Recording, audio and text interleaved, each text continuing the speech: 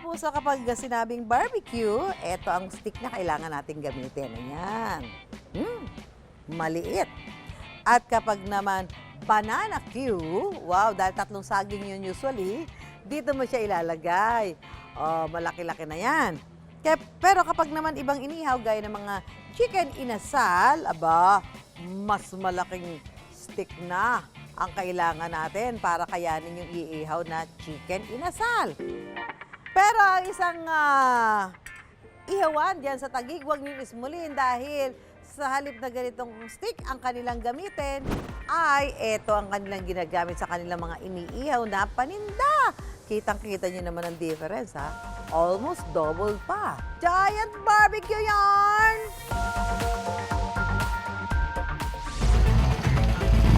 Nagbabagang balita dito sa Manalili Street sa Taguig City. Pagpatak ng alas 5 ng hapon, matik na simula na ng traffic. Kung may rush hour ang mga commuter, may sariling rush hour ang mga customer ng 2 dekadang ihawan na ito. Ang tinatangkilik at binabalik-balikan dito, ang mga barbecue nilang mas malaki pa sa plato. At sa mukha ninyo, natin pala. Ang nagpauso nito, ang ihaw king ng Taguig na si Lauro.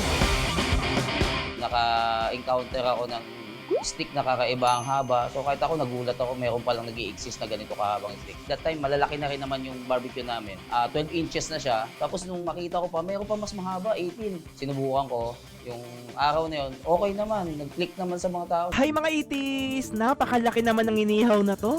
Ang paandar ni Lauro, napansin ng content creators at netizens. Grabe. Dinayo ang ihawan at ibinida ang mga naglalakihang barbecue. Sila na rin nagbansag na giant barbecue. Kasi sabi niya sobrang haba, kakaiba. Kino-compare nga nila doon sa mga ibang sabi niya sobrang affordable nito kasi kung yung bibili sila ng mga tagto 25, ang liit lang din talaga. Sabi niya ito 60 pesos, parang 5 ganun ang katumbas eh. So talagang makakatipid sila tapos ang taba pa. Yung iba kasing barbecue, sagad talaga sa nipis eh. Yung sa amin, hindi, sobrang kapal. Tapos malambot siya. Yun doon sila natutuwa. February 2003, nasimulan ni Lauro ang pagtitinda ng mga ihaw-ihaw. Namuhunan siya ng 340 pesos na ipinambili ng mga tingi-tinging laman loob ng manok at baboy. Kinalauna, nagdagdag na rin siya ng iba pang ulam sa menu para mas maraming pagpipilian ang kanilang customers. Aminado si Lauro, steady naman ang kita ng kanilang negosyo, pero dahil walang bago rito, napansin niyang hindi ito masyadong tumatatak sa tao. Kaya nang maisip niya ang pakulong giant barbecue, laking tuwa ni Lauro nang gumawa ito ng ingay sa social media. Natuhog din ang inaasam-asam na tagumpay ng negosyo. Sa sales po, naging halos triple eh. Kahit kami nagulat din sa kasi dati nasa mga 20 lang, 25 pinaka na yan. So, halos nag-triple siya. So, kaya ang ginawa namin, talagang minaximize na namin yung eto na yung nakikilala sa atin. So, panindigan na natin to. Ganito po namin tinutuhog yung aming giant isaw. Tinatansya po namin na magpantay siya, kabilaan. Kaya ito po, sulit na sulit po kayo kasi malalaki po yung balik ng isaw po mismo sa stick. Malalapad po siya. At the same time, mahaba na rin po siya. May tipas si Lauro para siguradong dekalidad ang mapipili niyong laman loob. Magandang klase rin po yung ginagamit namin isaw.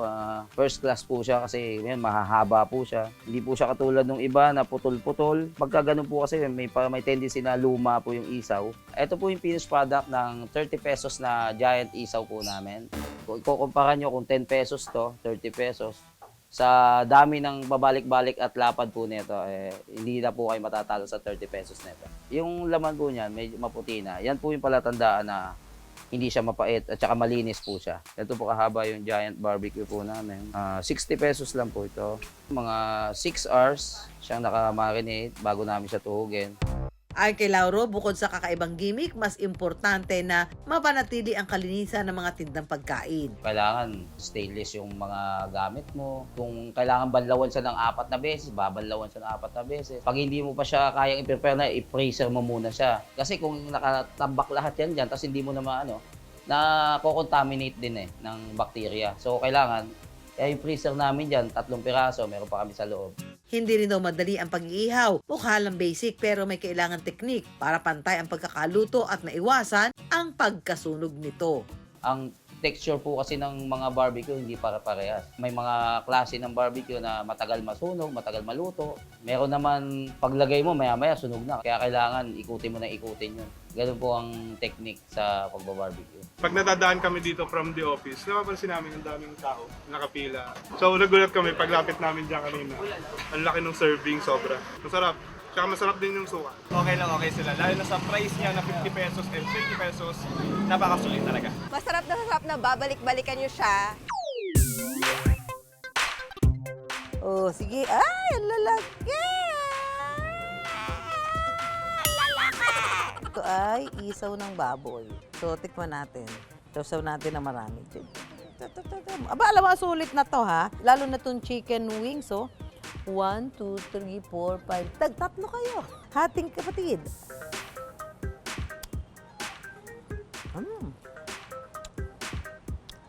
Sarap ng suka. Sarap din ito ha. Malasang-malasa yung kanilang isaw. Sarap.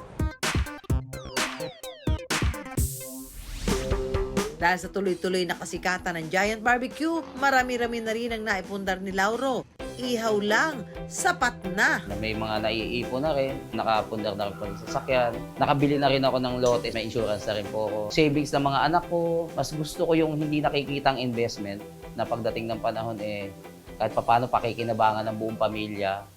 Kaya ang payo niya sa mga gusto ring sumugal sa pagninegosyo, Huwag lang po tayong matakot sumubok. Napakabigat po talaga yung nag-uumpisa pero huwag po tayong basta susuko kasi minsan hindi lang naman po isang buwan, isang taon, 10 taon. Sa akin nga po 20 years ngayon lang din ako na kaya talagang stay consistent lang po.